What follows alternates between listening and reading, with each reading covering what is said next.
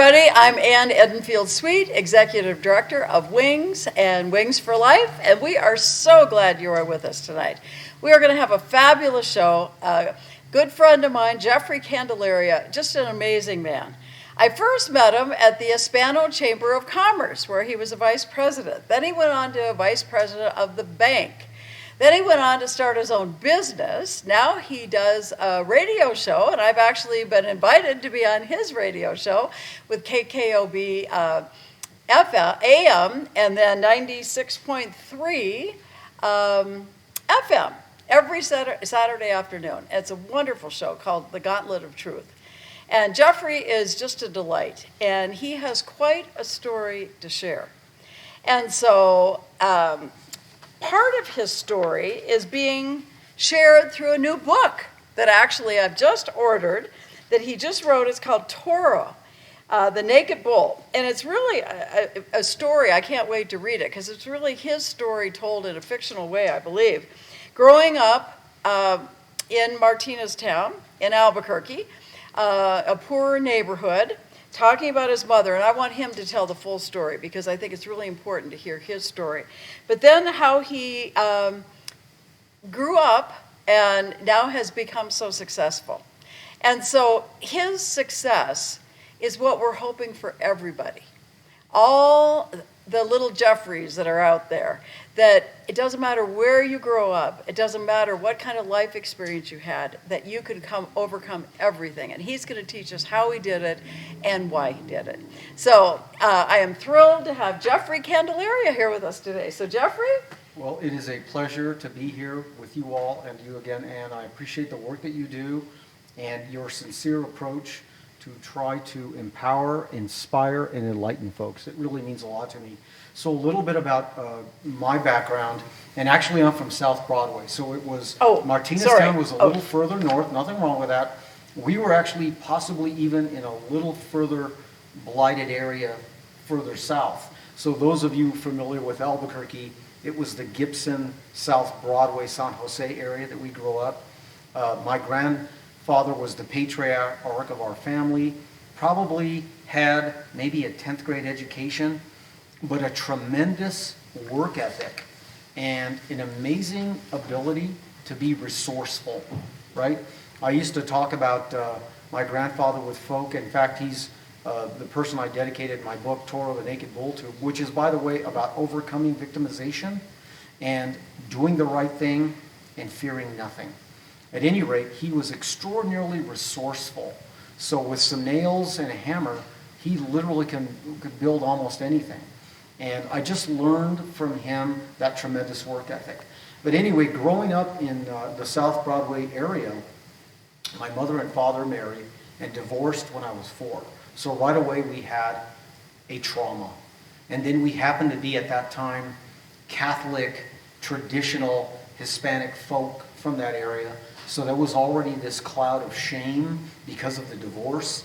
And it was a criminous divorce. It was a difficult, vitriolic divorce. And they drew a line in the sand, and my grandparents took one side, and my father's parents took another, and there's little Jeffrey caught in the middle of that. So later on, I had to figure out that my father wasn't this bad guy that my grandparents claimed, and I'm being completely honest with you here because I believe in being sincere and transparent. At any rate, after the divorce, my mother struggled. Now she's 26 years old, and because she was rebellious, a little bit like me, she married a known drug dealer. Mm-hmm. And now I'm about 8 years old, and my mother, probably with not the best judgment, took me down to his home. And I actually watched them. Either they were shooting up heroin or they were doing some kind of drug. I was too young to remember, but I knew at that moment whatever they were doing was antithetical to my nature, right? And I probably shouldn't have been exposed to that, obviously. Then, at some point in that time frame, I remember being locked in a closet for a period of time. And obviously, the the pain, the psychological pain, the fear, the confusion for a little boy. It was awful. But I remember at that time thinking, whatever's going on here in my life, I will commit to not doing this, whatever that was.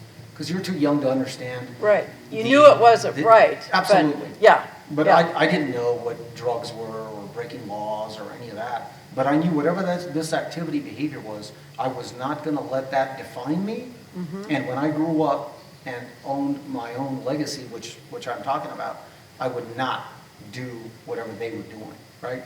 So now fast forward about a year later, thank God, my mother removed herself from that person. Again, he was a known drug dealer, user and pusher, which is the vernacular of somebody that at that time was selling drugs. Right. So thank God she moved away from that guy. His name was Frank. I won't mention now last names. And she got herself together. Then she started drinking alcohol. Unfortunately, that was another, I guess you'd say, trial and tribulation that I happened to witness. So she struggled for that 2-year period around 1967, 1968. So this is a long time ago. Then, about a year before the next tragedy, she actually cleaned herself, absolved herself of all those bad habits, those people, and became the assistant secretary to then the mayor of the city of Albuquerque. Oh my goodness! So she wow. really accomplished that, that capacity to serve in a professional environment, which I give her a great deal of credit for. Absolutely. Then guess what happened, folks? June 1969, we're in a car with her then boyfriend. He's driving drunk. I'm in the car. I'm 10 years old. Car wreck. She dies.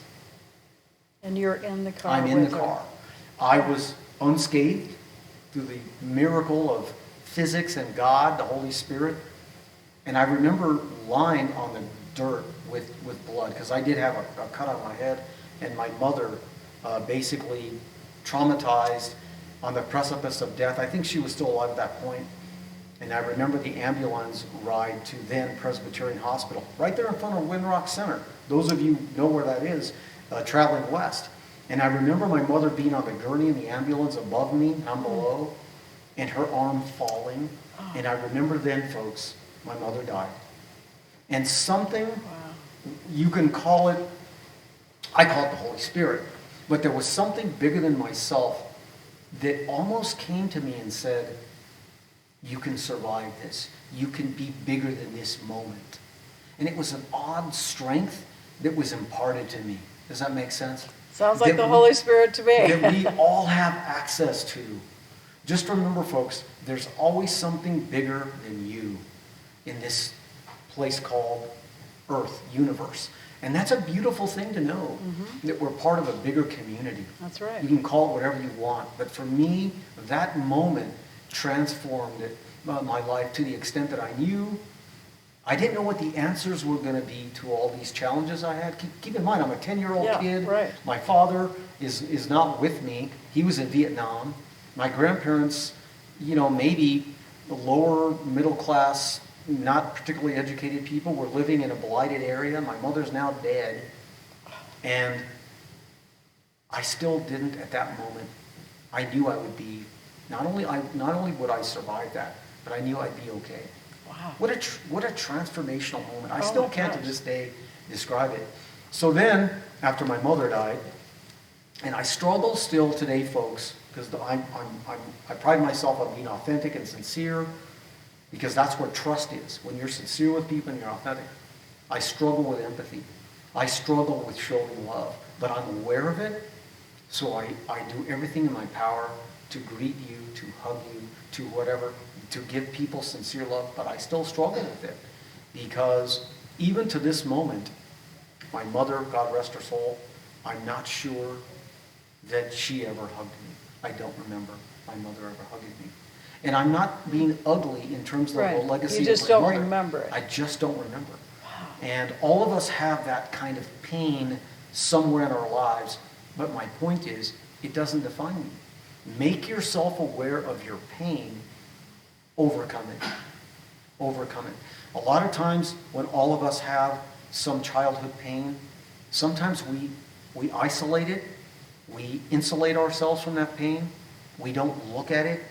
How can we manage it if we don't confront it and defeat it? So I admit, sometimes I struggle. You mentioned it before today's presentation. I struggle with smiling sometimes because it's an emotion that's related to my mother. But being aware of your pain is my point. Managing it, asking God, asking others, whatever, to overcome those fears and pains. Because we all have some kind of pain. And the worst thing, in my view, we can do is ignore it. We must make ourselves aware of it. So anyway, fast forward now. I'm growing up. I'm watching my grandfather, and he had a tremendous work ethic. So you started living with your grandparents? Yes, great point. Right. So now my grandfather and grandmother took me over. Didn't really do a good job of showing me love, but they, by demonstrating it, by hugging me, any of that, even saying I love you, but they showed me love by working hard, by really struggling to sending me to private school. So I went to a private school. Can you imagine that? From South Broadway, now I'm going to a private school in a nice neighborhood with people I had never seen before. I had never seen, an Anne Edenfield, a German blonde person, a Scottish redhead, even someone maybe even from the East Coast. Because I had always been around my You own were in that community. nucleus, small little In that neighborhood. that insulated community. But by doing so, I wanted to learn from the blonde German gal or the Asian that was good at math when I'm in 5th grade, because I had a curious mind, which is one of the things I stress to my friends and to folks that hear me out. Cultivate a curious mind. Be curious. Ask questions. I think that's the essence of education, is open your mind to things that even on the surface may not be interesting, but once you unpack something like astronomy, something like geology, something like physics, something like language, something like reading anything, there's a whole world just in that discipline. So the experience of going to a private school and seeing people that were different than me opened my mind to infinite possibility.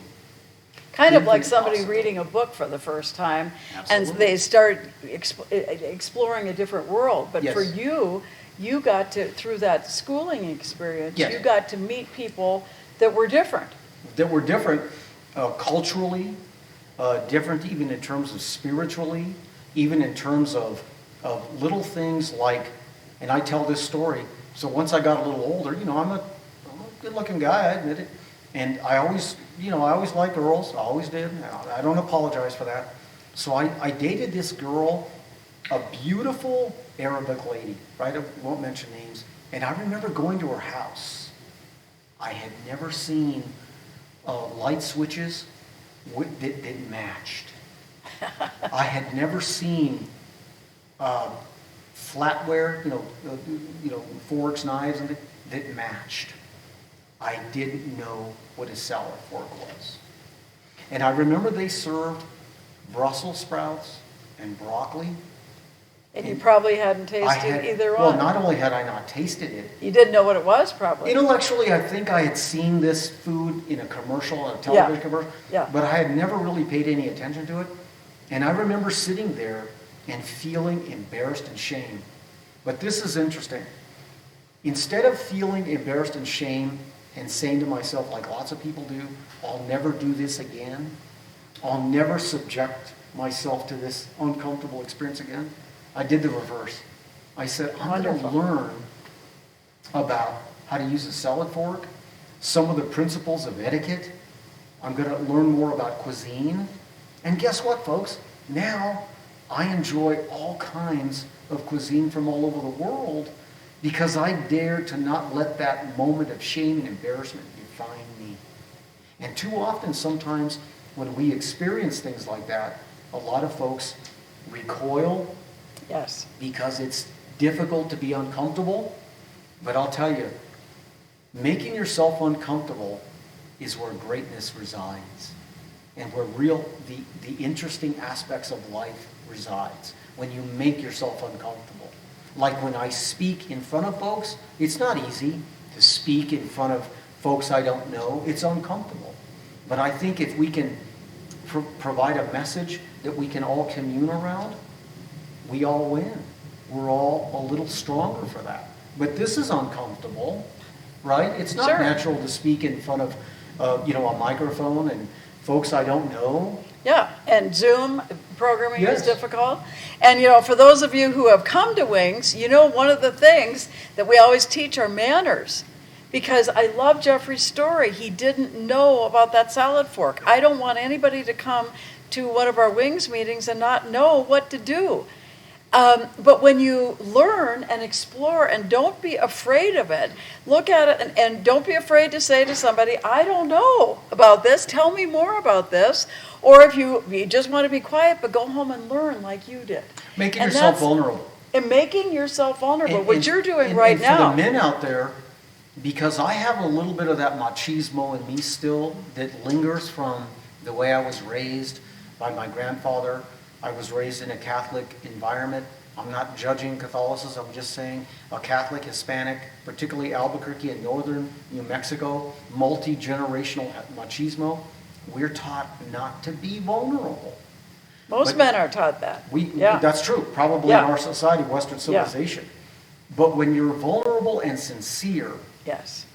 99% of the time, the person you're vulnerable and sincere to will respond in kind and with empathy and enlightenment. When you just say, it's okay not to know, it's okay to be vulnerable, it's okay to be a little bit ashamed. And our mission is transforming lives to break that generational cycle of incarceration. And one way to do it is to make yourself vulnerable. I mean, Jeffrey, you are doing that right now. Yeah. You could have so easily fallen into the pattern. At 10 years old, your mother's gone. You could have gone to the old boyfriend. You could have turned to the guys in the neighborhood. You could have just said, okay, this is all over. My mom's gone. My life is over. And you didn't do that. I didn't do it because I had a sense of self-worth. And all of you have the power to own your own legacy. Because each of you is unique and Yep. powerful. Each of you have your own life experience. Each of you have your own talents, convictions, and possibilities. But unless we share with others and in a sense commune with others, learn from others, it's kind of like I like red and green chili on my enchilada. So red and green chili are the same fruit, but they're at different points in the season. Right. Yet you combine them, it seems like they're opposite, but they actually provide this amazing experience. Think about pepper and salt, Yeah, right? Opposite sure. sides of the spectrum, you put Yeah. them together. Even think about the color purple.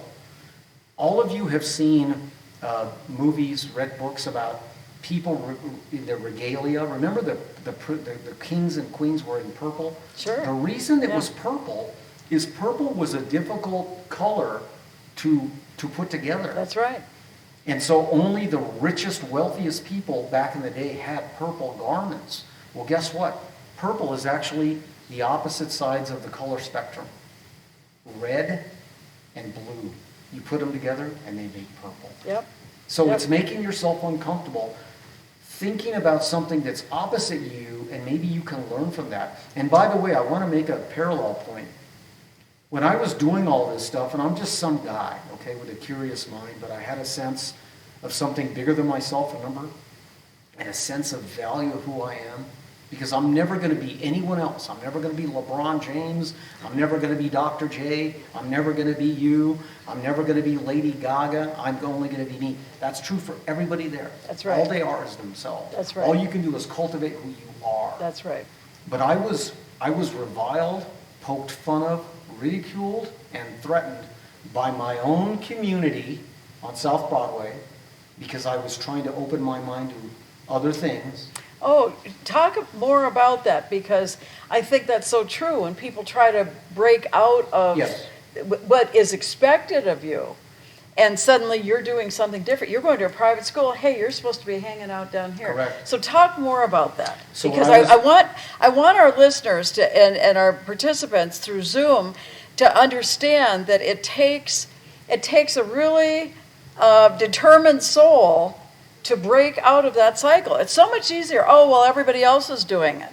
So how did you do this? Well, it's an interesting point because I want your listeners and viewers to know this. It's going to be hard. Owning your legacy is not easy, but it's a beautiful experience. It's extremely liberating. So when I was going, let's say 8th grade, okay? I'm in 8th grade at a nice school, a lot further into the heights than I was from, right? With folks that had more resources and money and wealth than me, people that knew how to tie a tie. I was wearing a clip-on tie because I didn't know how to tie a tie. Yeah. And no one in my family knew how to tie a Windsor knot. So I made it a point to learn how to tie a Windsor knot. At any rate, when I go back home, you know, my little friends I grew up with were, hey, Jeffrey, why are you using the word extrapolate in a sentence? Who do you think you are? Yeah. Why are you reading about the Greek mythology? Yeah. Why are you wearing a button-down shirt and not a Tank top. tank top? Yeah. Why are you combing your hair like that? Why do you have a cross pen? So I was getting it from my own kind, who you thought would want, gosh, somebody from the community is maybe bettering themselves or ameliorating their lives. No, it was the reverse. I was somehow perhaps a threat to them. I don't know. But I just did not succumb to that. And by the way, when I was at the nice school, those folks didn't necessarily accept me either because I was from the wrong zip code. So I was getting it from that Both sides. side and this side. But once again, the Holy Spirit, maybe my grandfather, I didn't want to disappoint my grandfather because he worked so hard to send me to a nice school. I didn't want to disappoint my grandfather, and I didn't want to disappoint me because all I am is going to be me, right? I have no other... Say that again. That is such an important thing. All you had is you. All I have is me. Yeah. Listen to that, folks, because no one else can live your life. You're the only one that can live your life. And he didn't let other people define him. No. You did not let the people in the neighborhood or the prestigious school that could have really looked down on you. And they did.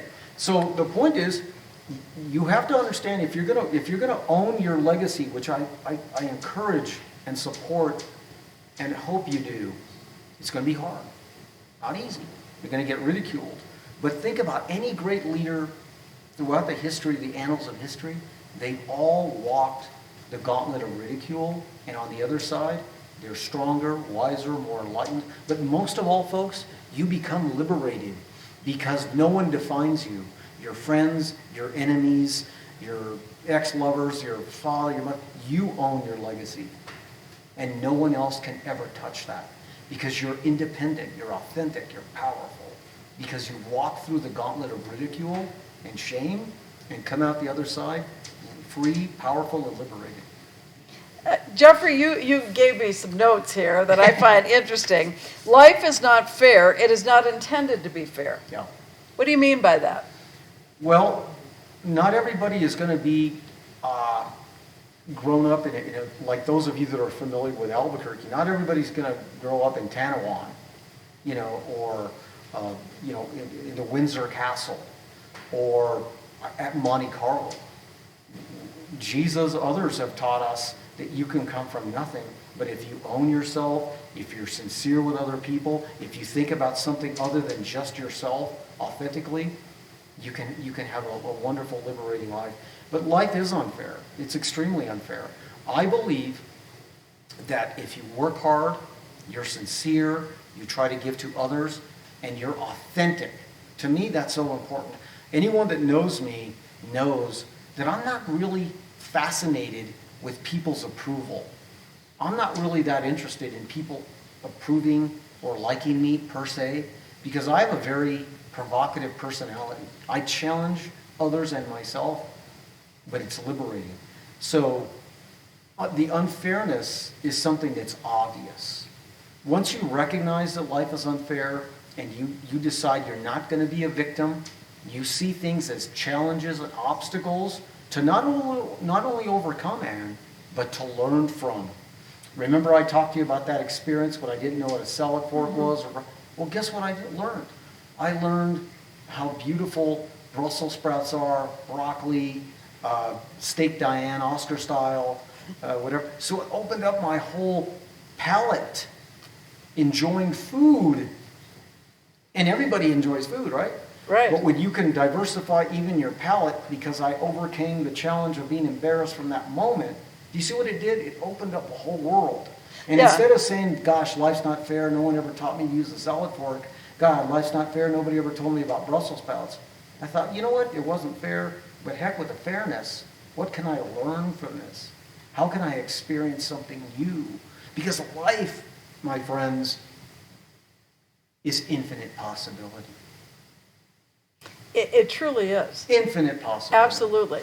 And you've got something here, of course, I love this too, read, read, read. Oh. And I know that's, so to talk about reading, because I remember one time hearing you say, you looked at the dictionary and you learned different words every single day. I did, and I was made fun of. I'm fairly athletic. I'm not the biggest guy in the world, but I'm athletic, right? So we played basketball down on South Broadway, with my then friends at that time in the community. And I would say something like, hey man, you're not observing the rules. Can you imagine a 9-year-old kid saying that? And my friend, what did you just say? Yeah. Making fun of me, Yeah. ridiculing me. Yeah. But again, instead of succumbing to it, I said it means observe the rules. To teach your friends. Right. That's And if what you a good friend and does. if you don't like Yeah. it, don't like me. But I'm not gonna not be articulate because you don't like the way I express myself. Yeah. And that's an important point. You've got to stand your ground because you're going to be a threat to people. People are going to ridicule you. They're not going to like you. They're not going to approve of you as you're owning your legacy, that is. Why? Because you're not reliant on the next person. You're autonomous. You're liberated. You're free. People are threatened by that. Yes, they are. But again, I stood my ground. And that's a good point.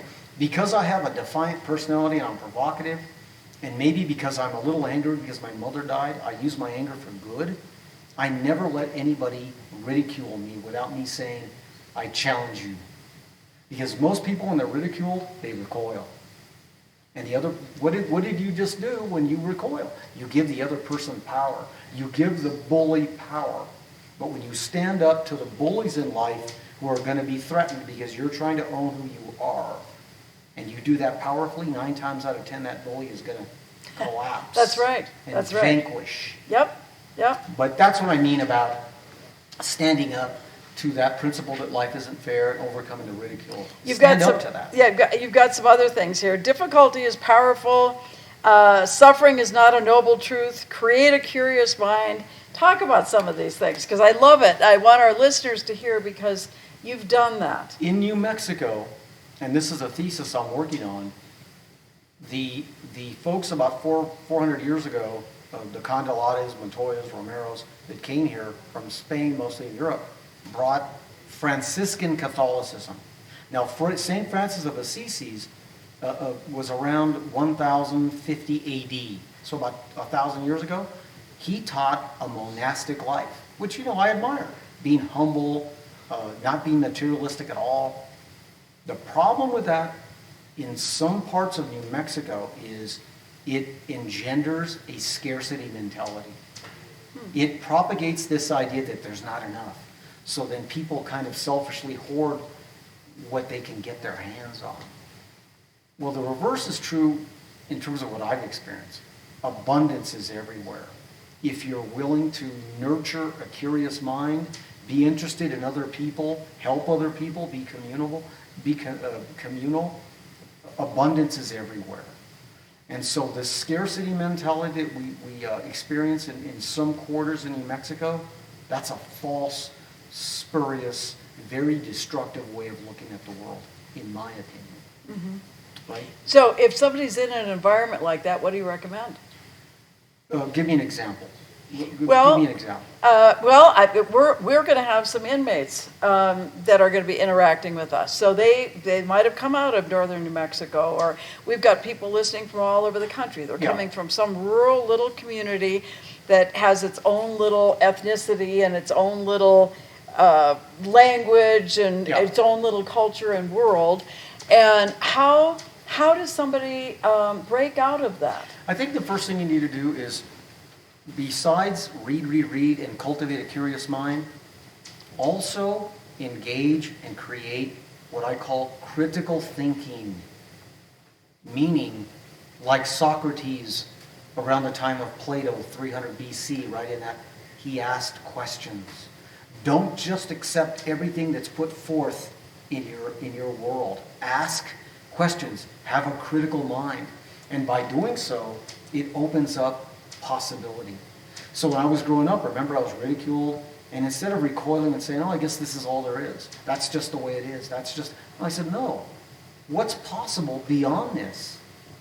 Yeah, and That's you what did I it without getting mad, without fighting, without, saying ugly things to people. Well, I did. No, I did say some ugly things.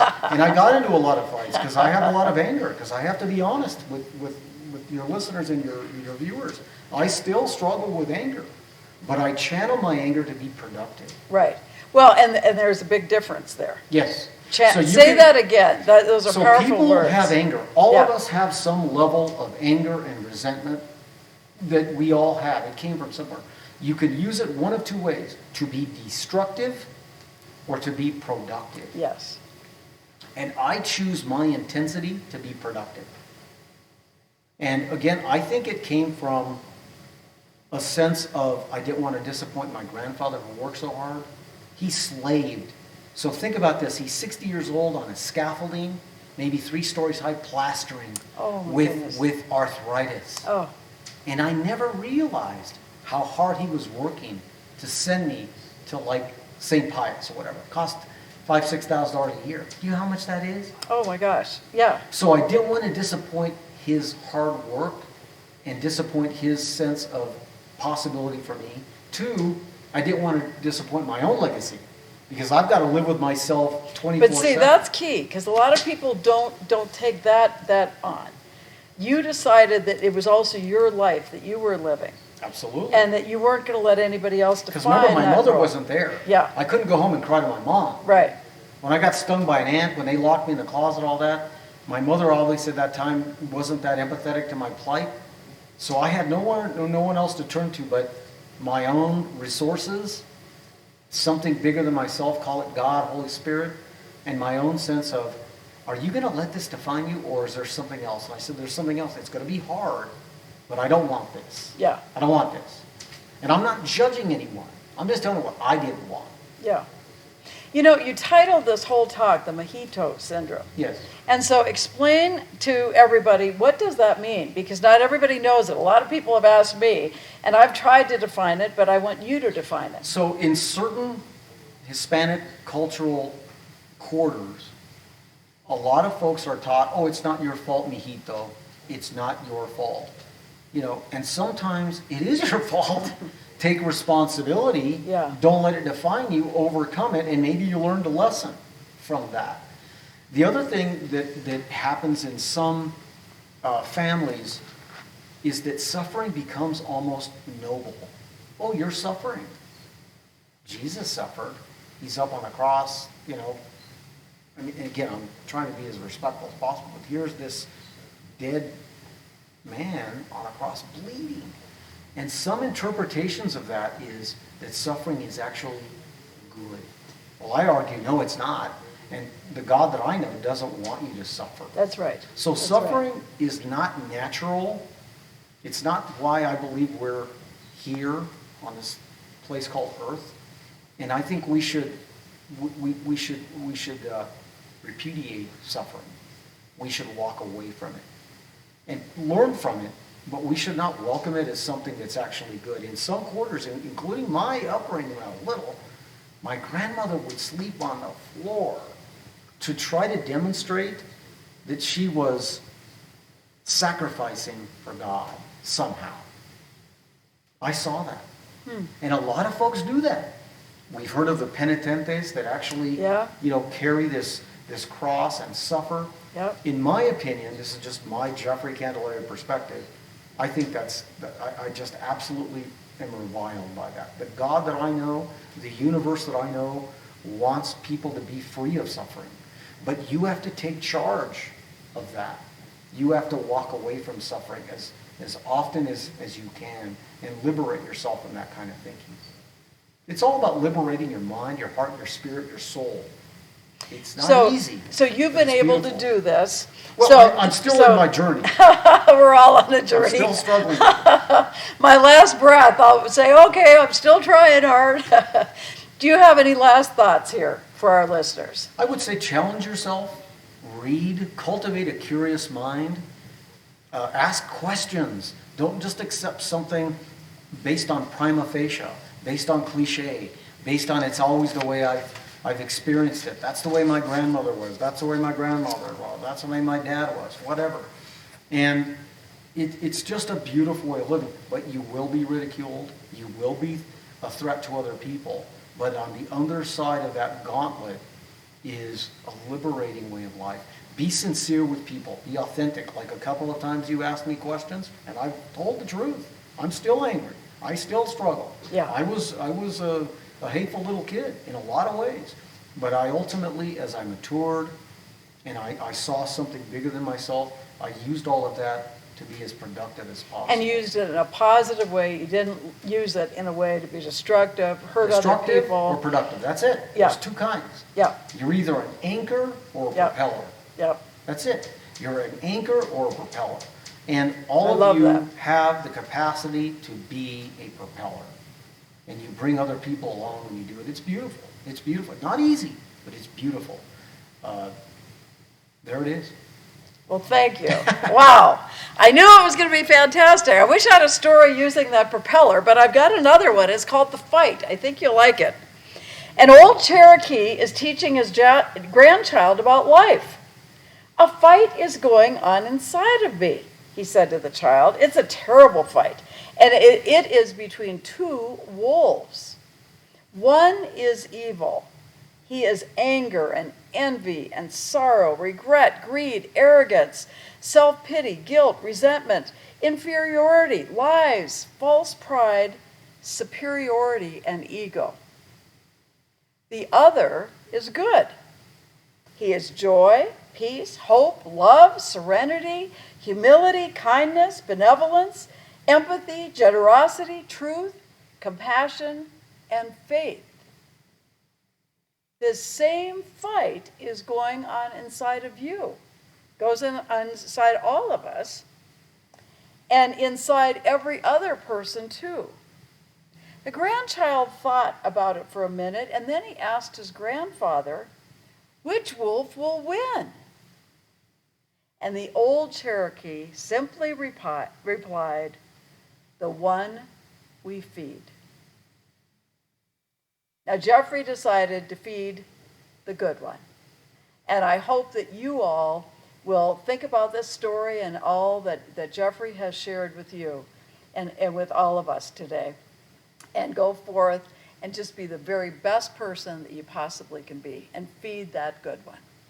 So thanks, everybody. If you're with Facebook with us right now, this is the end of our program.